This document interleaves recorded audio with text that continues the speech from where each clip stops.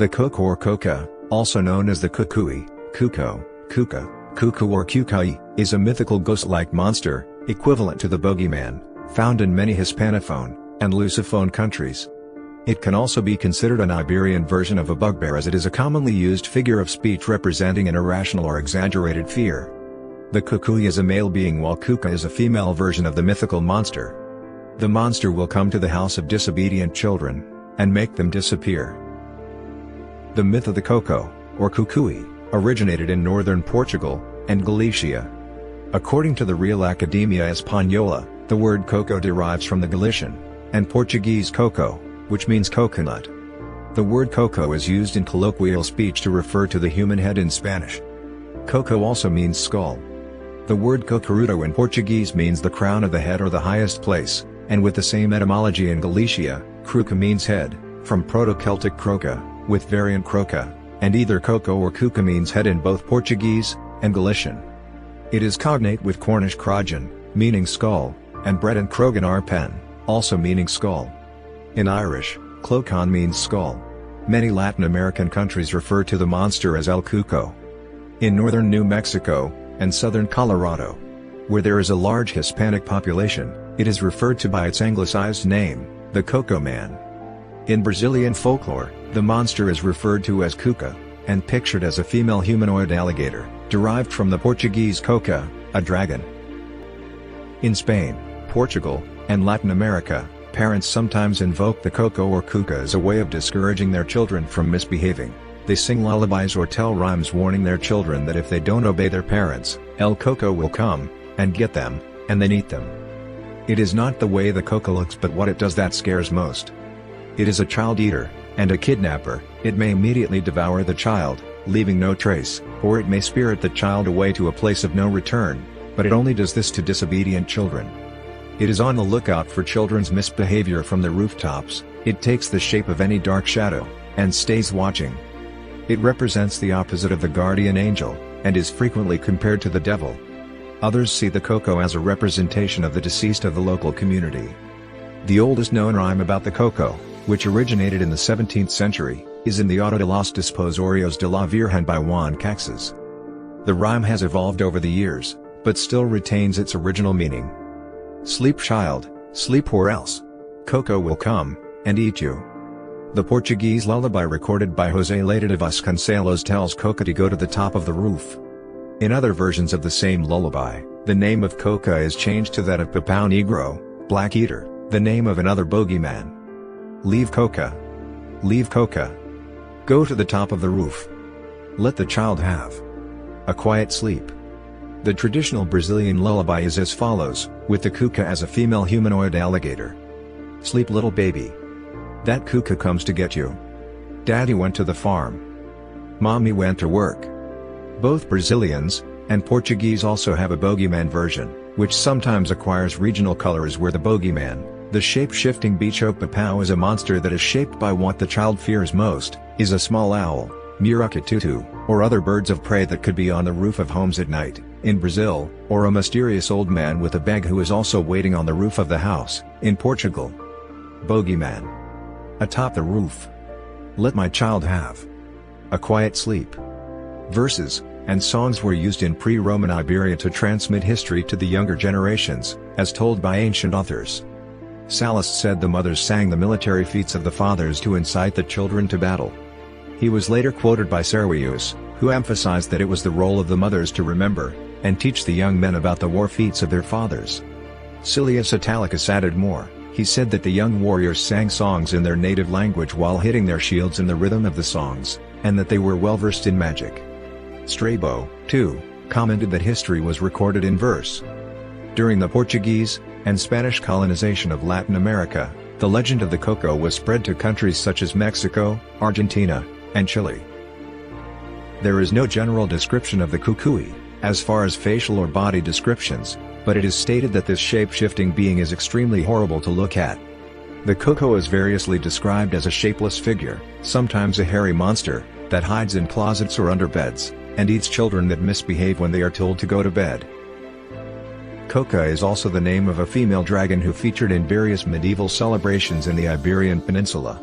In Portugal one still survives in Monção. She fights in some sort of medieval tournament with St. George during the Corpus Christi celebrations.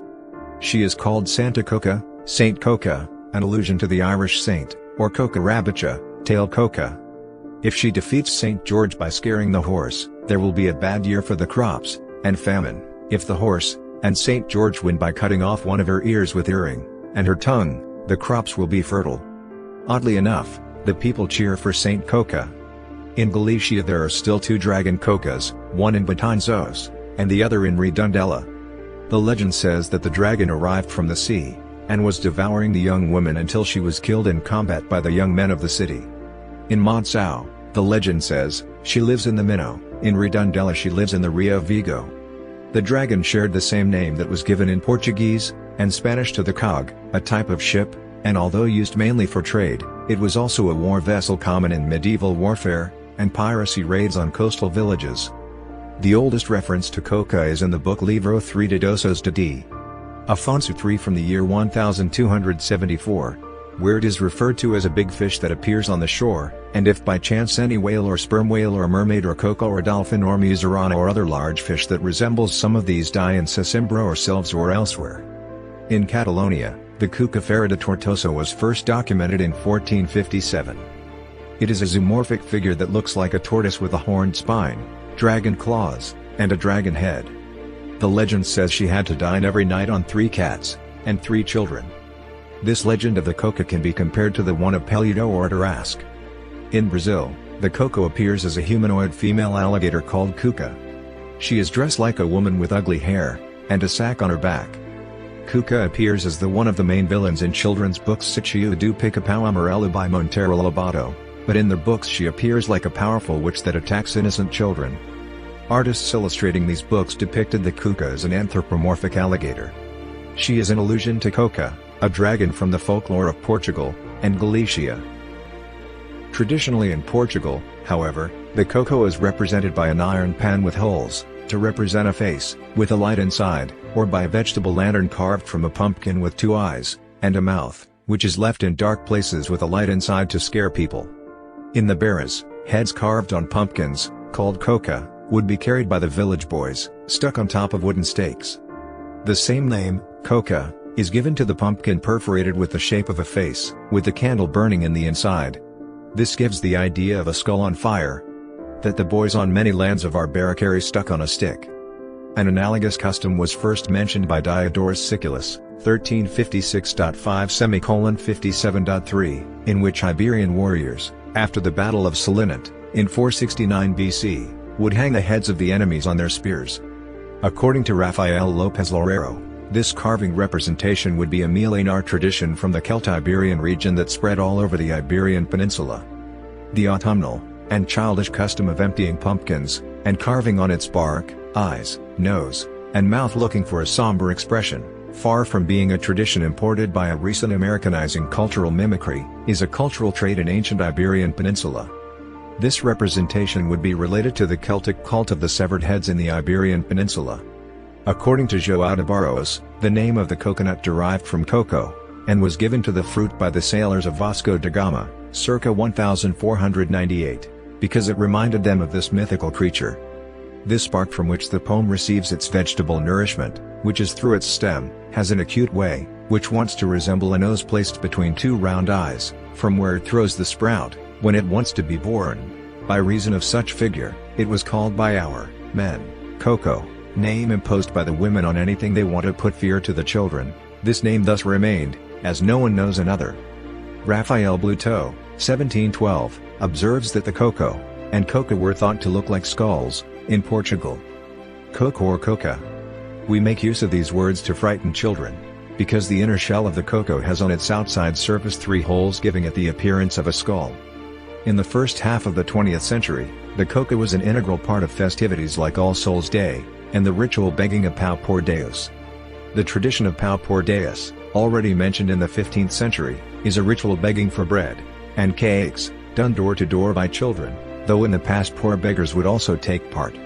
Its purpose is to share the bread or treats gathered door to door with the dead of the community, who were eagerly awaited, and arrived at night in the shape of butterflies or little animals, during the traditional megasto.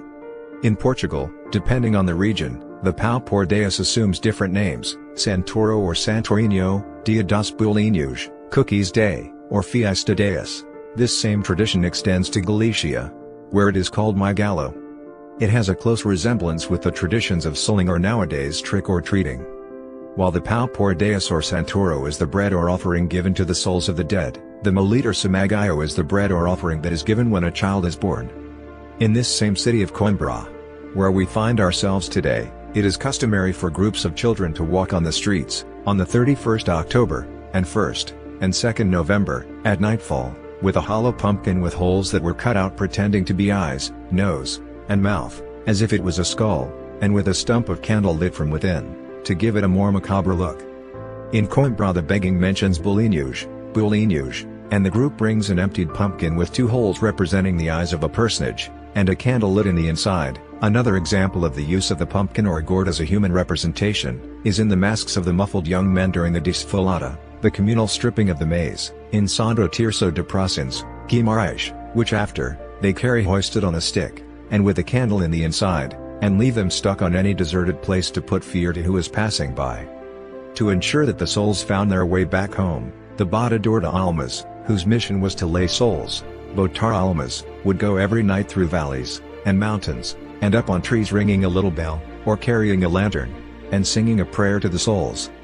Every Portuguese village had one. Calling, and singing to the souls is an ancient tradition done either by one person alone or in groups, and it has many names: Lanzar as Almas, Encomendar as Almas, Amandar as Almas, Dieter as Almas, Cantar as Almas Santas. The Sarandiros are disguised young men, covered with a blanket, a bed sheet or a hooded cloak. They carry a staff, a stick of quince or of honeyberry, about their own height, in one hand, and in the other they carry a small bundle of basil or apples that they make the girls that take part of the desfilada smell, or with which they tickle people's cheeks. Sometimes, to play a prank, they bring stinging nettles. When a girl recognizes the sarandiro or if she recognizes her boyfriend masked as a sarandiro, she throws him an apple brought from home. The sarandiros represent the spirits of the dead, the spirits of nature. The heads would have protective and healing powers, protecting people and communities. They would also be cherished for their divinatory, prophetic, and healing powers. The display places for the Iron Age severed heads were in the inside or outside of buildings with a preference for public places, with streets, and people passing by, and always preferring high places. In Portugal, rituals among the Catholic religious order of Our Lady of Cabeça, a Black Madonna, include the offering of heads of wax to the Lady, praying the Hail Mary while keeping a small statue of Our Lady on top of the head. The pilgrims pray with their own heads inside a hole in the wall of the chapel. The Chapel of Our Lady of the Heads, Nossa Senhora das Cabeças, situated 50 meters, 160 feet, northwest of the ruins of the Roman-era Temple of Our Lady of the Heads, Argis, Covilhã, evidences a continuity in the use of a sacred space that changed from a pagan worship cult area to a Christian one, and continued to be a place of worship for centuries after.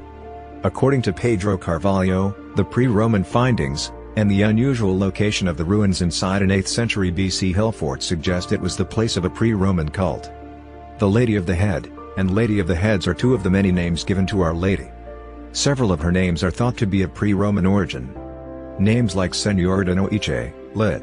Lady of the Night, Senhora de Luz, Lady of the Light, Senhora de Carvalho, Lady of the Oak Tree, are spread all over the peninsula.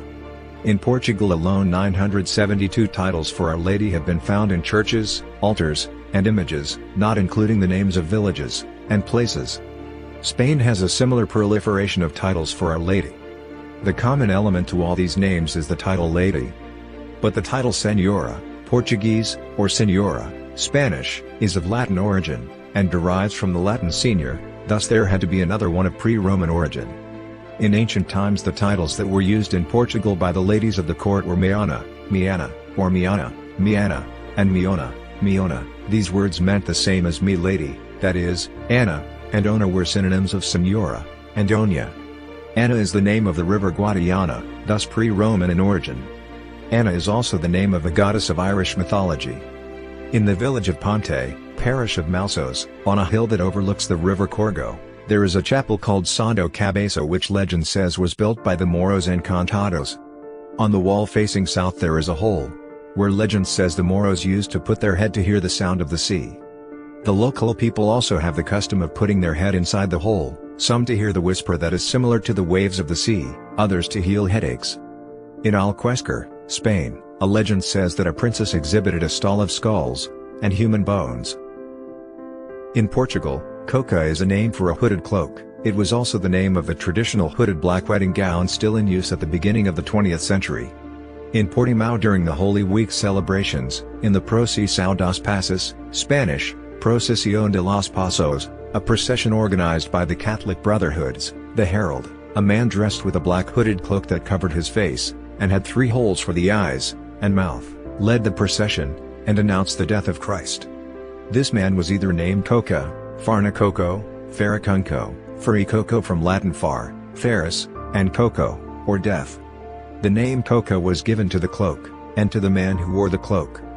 In 1498, the Portuguese King Manuel I gave permission to the Catholic Brotherhood of the Misericordia to collect the bones and remains from the gallows of those that had been condemned to death, and put them in a grave every year on All Saints' Day. The Brotherhood in a procession, known as Procesión dos Pasos, were followed by the Free Cocos, who carried the tombs and collected the bones.